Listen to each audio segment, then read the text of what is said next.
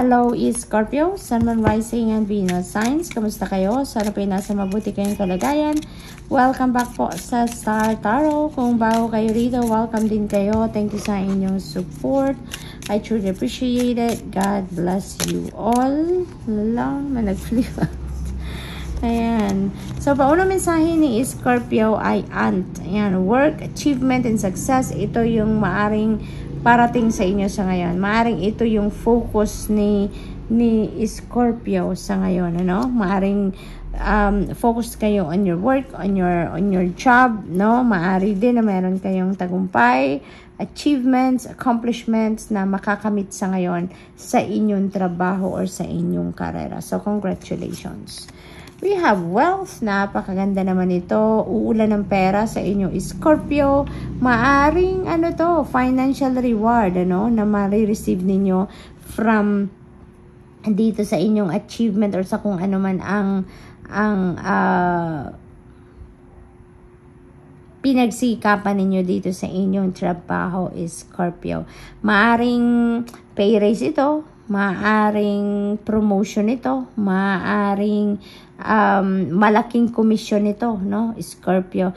It could be from different sources dahil hindi naman specify dito sa card kung saan manggagaling ang pera. But most likely, maaring related yan sa achievement ninyo, sa success ninyo, sa mga kontrata ninyo siguro, sa negosyo, yung mga ganun ba, no? Or it could be also windfall of money. Posible din na mangyari yan.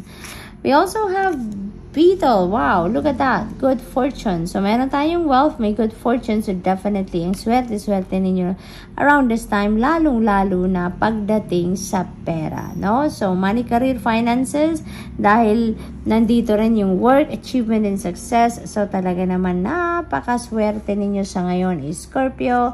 Maaari talaga na magkakaroon kayo dito ng yung parang buhos, no, ng swerte, buhos ng biyaya pagdating sa pera, karera, trabaho, finances. So, good luck to that.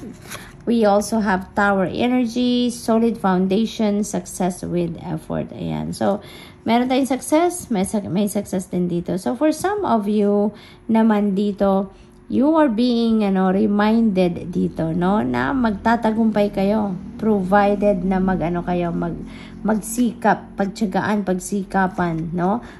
Siguradong mapagtatagumpayan ninyo kung ano man ang gusto ninyong pagtagumpayan, no. So, let's see what else, Scorpio.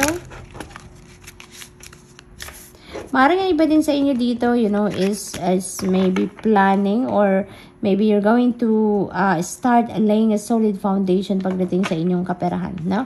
Kasi parang related ito lahat sa pangkaperahang aspeto. Kaya it feels like to me na yun ang gagawin ninyo ngayon.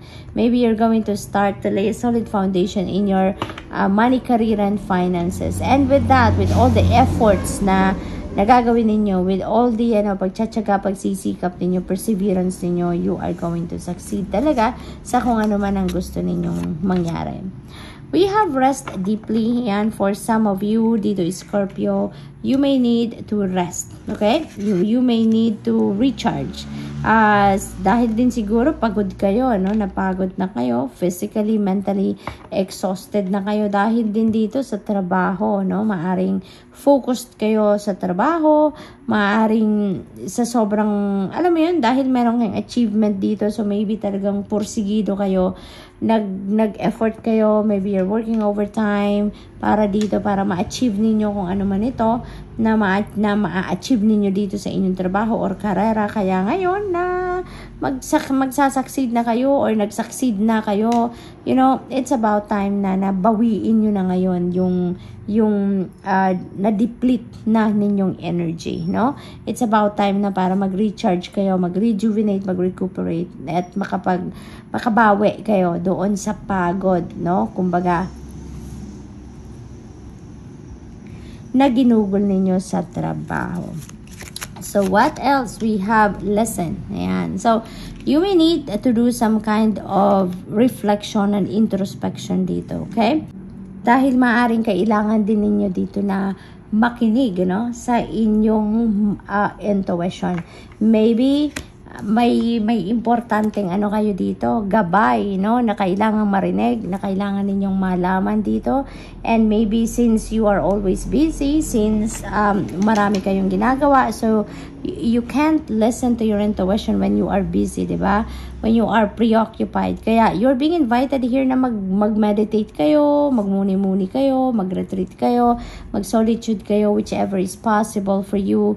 You know, gawin ninyo yan nang sa gayon marinig ninyo kung ano yung kailangan ninyong marinig na gabay, no, para sa inyo. So what else? We have invite peace. Ayan na nga. So kailangan nyo talaga dito na magmuni-muni so that maramdaman naman ninyo ang peace and tranquility. Okay?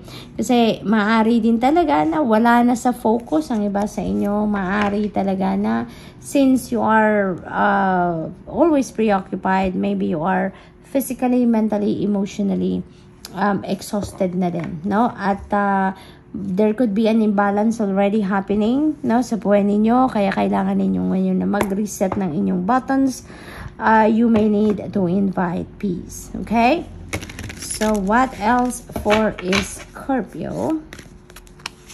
We have Knight of Swords. Ayan. This is a very fast-moving energy. Kaya maaring ang galawan dito na Scorpio ay napakabilis, no?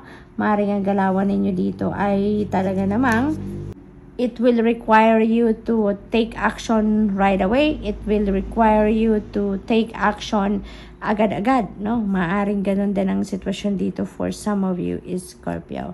Maaari din ang iba sa inyo dito will get the clarity that you need, no? Through listening to your intuition, through going deep within you, no? Maaring ganun din ang sitwasyon dito for some of you Scorpio.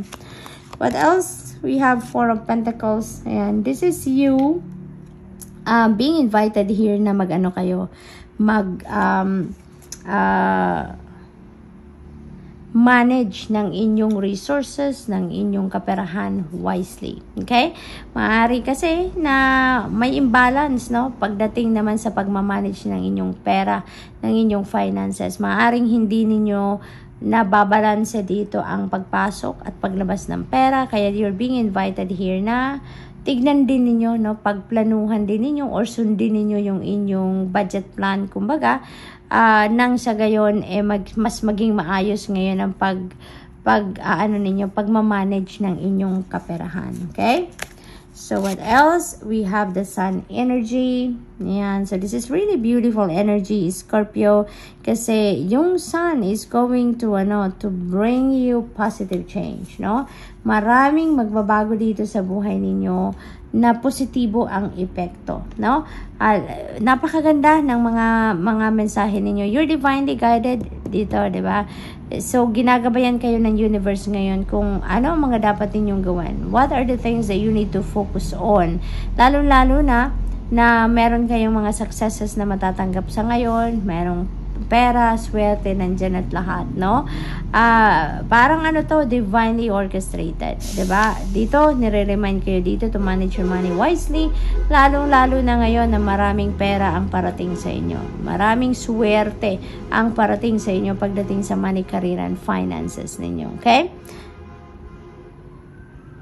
Kaya iniimbitahan kayo dito na tutukan din ninyo ang pagmamanage ng inyong pera. Make sure na mapupunta sa tama, mamamanage ninyo ng maayos, yung gano'n. So, there are a lot of happenings dito sa buhay ninyo that are very exciting, lalong-lalo na nandito ang Sun energy. So, there are going to be successes na matatanggap kayo or makakamit sa ngayon. Maraming swerte, kumbaga, swerteng-swerte kayo ngayon.